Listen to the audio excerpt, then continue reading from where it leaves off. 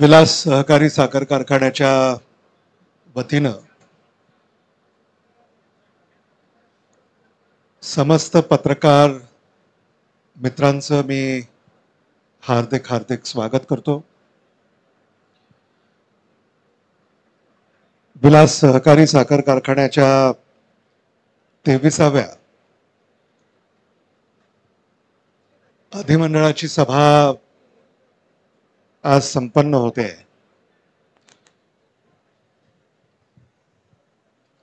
विलास सहकारी साखर कारखान्यासाठी हा एक अतिशय महत्वाचा टप्पा आहे असं आम्ही सारे मानतो।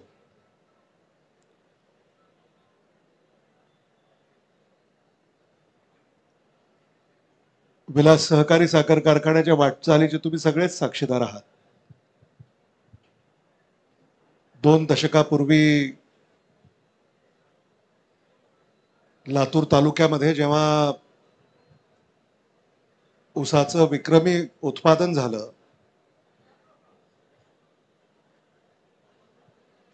आणि लातूर तालुक्यातल्या ऊस उत्पादक शेतकऱ्यांच्या ऊसाच्या गाळपाचा प्रश्न निर्माण झाला,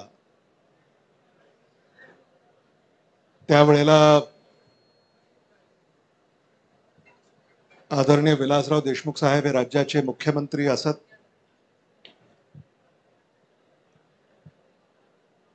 आणि सहकारामध्ये साखर उद्योगामध्ये एक नवं धोरण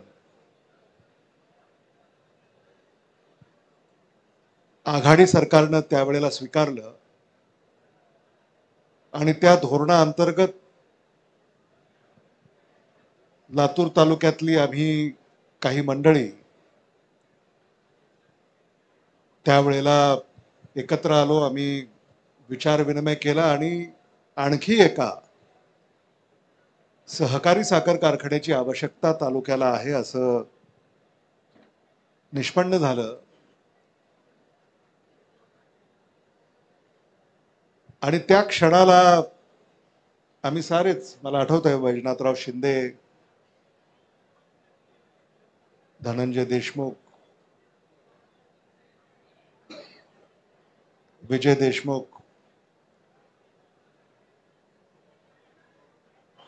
स्वर्गवासी प्रताप पाटील आणि इतर काही सहकारी यांनी आदरणीय विलासराव देशमुख साहेबांकडे आग्रह धरला आणि ऊस उत्पादक शेतकऱ्याचा, सुशिक्षित बेकारांचा, मजुरांचा, कामगारांचा प्रश्न 2 दशकापूर्वी काही प्रमाणामध्ये मिटवण्यामध्ये आम्हाला यश आलं आणि मला सांगताना आनंद आणि समाधान याचं आहे की आज मांजरा परिवार म्हणून आपण या समूहाला ओळखतो आणि मांजरा परिवाराचा पहिला सदस्य हा विलास सहकारी साखर कारखाना आहे हे मला मुद्दामून आपल्या पुढे सांगितलं पाहिजे। आणि एका कारखान्याचे अनेक कारखाने झाले आणि आता मांजरा परिवार म्हणून आपण मराठवाड्यामध्ये नावारूपाला हा समूह आलेला आहे। आदरणीय विलासराव देशमुख साहेबांचं नेतृत्व, आदरणीय दिलीपराव देशमुख साहेबांचं मार्गदर्शन,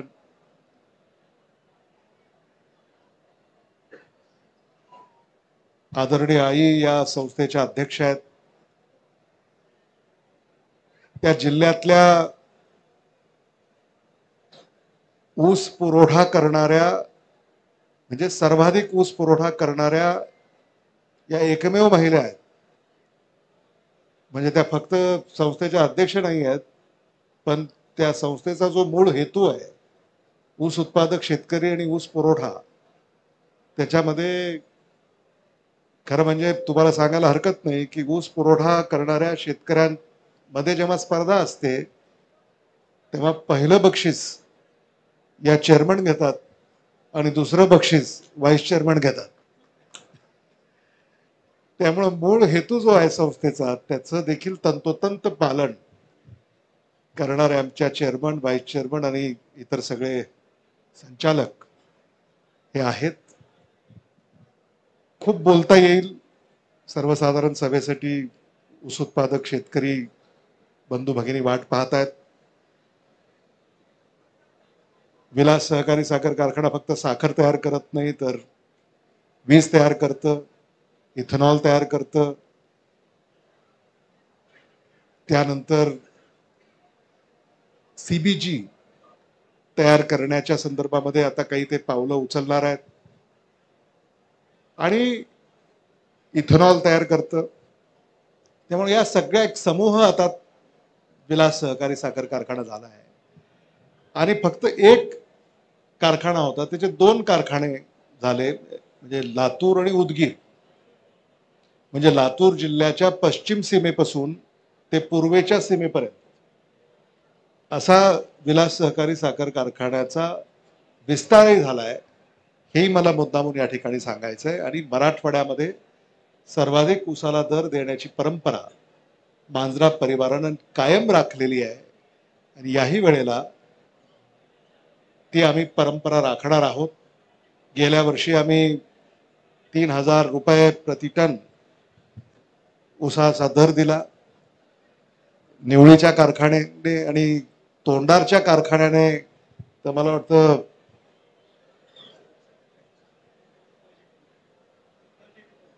किती गेल्या वर्षी किती 2700 नाही जास्त आहे. तुमचा भाव गेल्या वर्षीचा ऊसाचा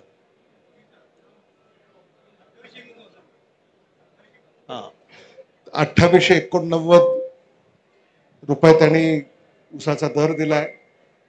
आणि उच्चांकी ऊस दर देण्याची परंपरा ही कायम राखण्यात मध्ये सातत्य सुद्धा या संस्थेनं राखलेलं आहे.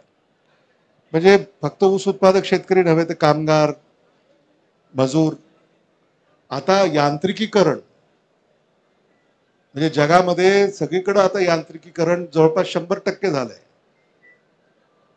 भारतच थोडासा मागे आहे पण त्याच्यात सुद्धा आता मांजरा परिवारानं आघाडी घेतली आहे आणि मांजरा कारखान्यानं तर 100% यांत्रिकीकरण केलं.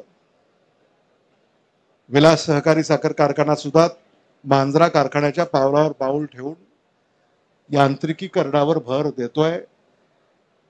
आणि यांत्रिकीकरणामुळे मांजरा परिवारानं जवळपास 10,000 नवा रोजगार आपल्या जिल्ह्यामध्ये निर्माण केला आहे. आता कुठे नोकरी लागते किंवा कुठे रोजगार मिळतोय असं कधी ऐकायला आपल्याला अलीकडं मिळत नाही. पण या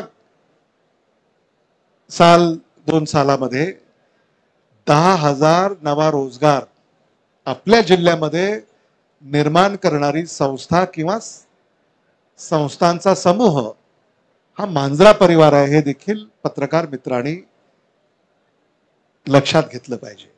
आम्ही म्हणजे फक्त बोलतो असं नव्हे, बोलतो तसं चालतो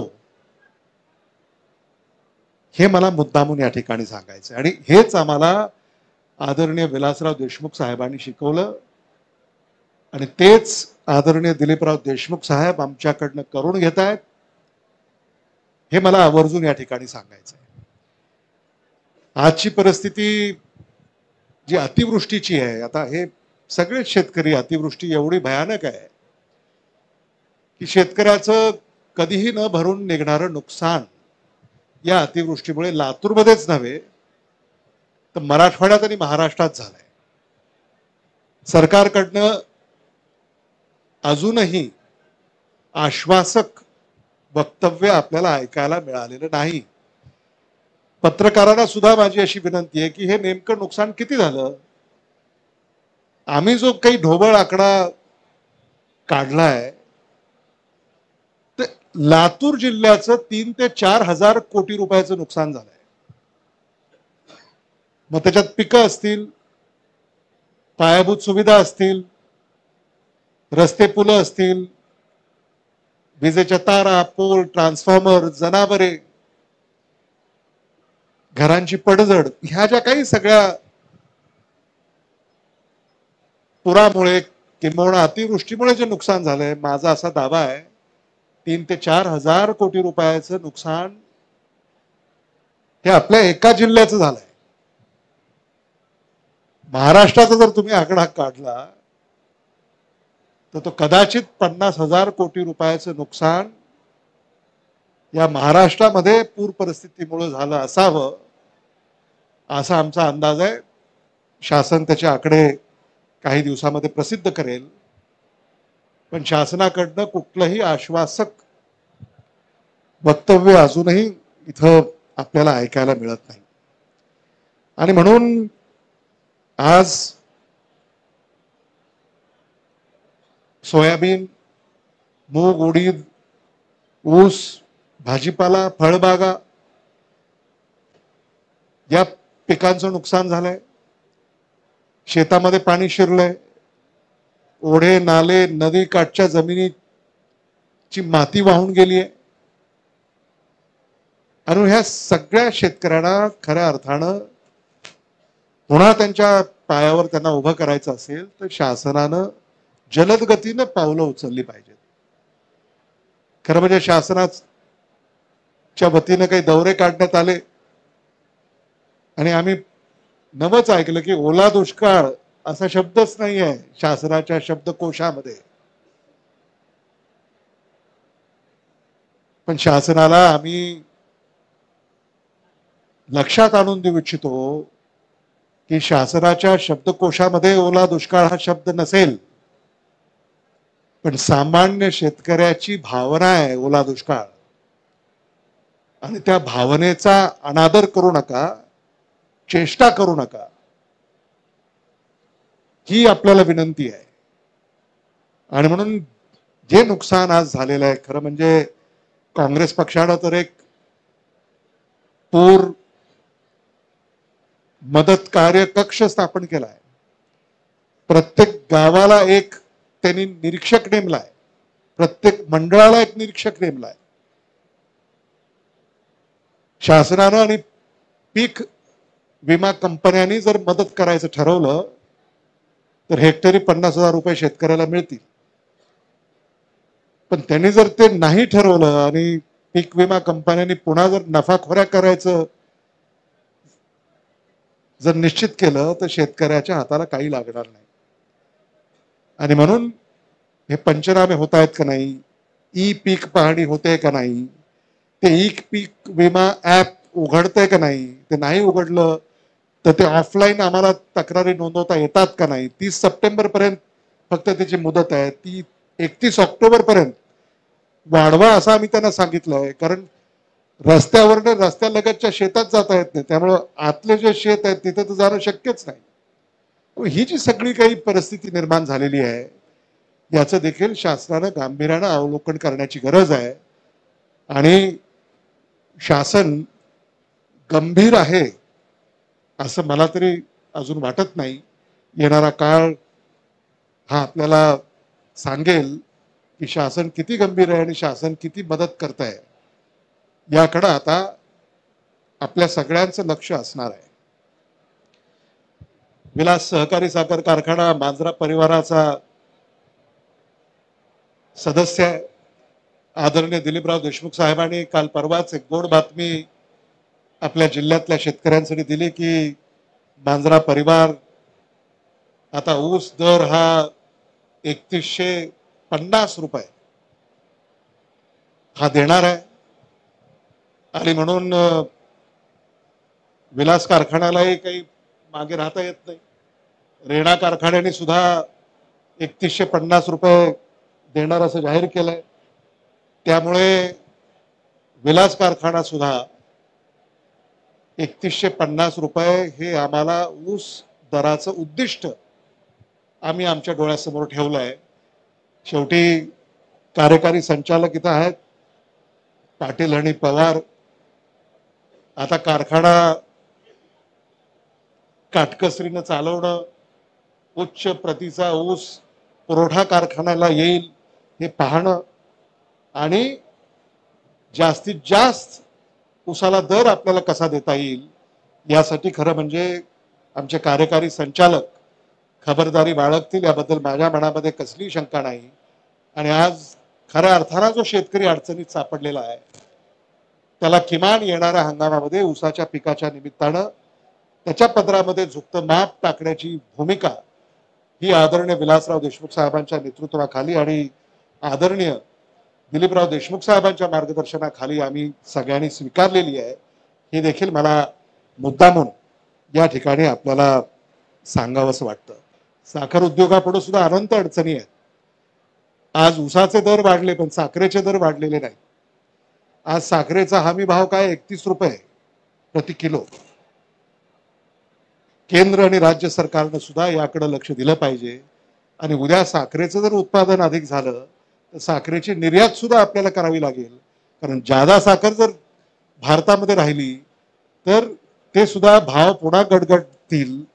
हे देखील शासनाच्या निदर्शनास मी आणून देऊ इच्छितो. खरं म्हणजे आम्ही तुम्ही सगळेच लातूरचे आहोत. त्यामुळं made in India, made in Maharashtra हे आपण ऐकतो. पण मांजरा परिवार जी साखर तयार करतं ती मेड इन लातूर आहे. याचा आम्हाला सार्थ अभिमान आहे. आणि लातूरमध्ये तयार होणारी साखर ही महाराष्ट्रात, भारतात, जगात ही गोडवा निर्माण करते आहे. हे आपण या सहकारातनं साध्य केलं. आणि हे सारं श्रेय याची सुरुवात ज्यांनी केली ते आदरणीय विलासराव देशमुख साहेबांना जातं.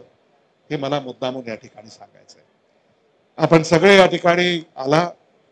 खरं म्हणजे अतिवृष्टी आहे, शेतकरी अडचणीत आहे. या सर्वसाधारण सभा सुद्धा घ्याव्यात का घेऊ नयेत हा देखील प्रश्न आमच्या समोर होता. मी आमच्या सहकार्यानं सांगितलं होतं की बाबा फटाके वाजवू नका. फटाके सुद्धा त्यांनी बाहेर वाजवले. त्यांनी सांगितलं होतं वाजवू नका पण तो वाजवणारा ऐकला नाही असं मला नंतर कळालं. त्यामुळे ह्या ज्या सगळ्या गोष्टी आहेत कारण आज शेतकरी अडचणीत आहे. पण कायद्यानं आम्हाला ही 30 सप्टेंबरच्या आत ही बैठक घेणं बंधनकारक आहे.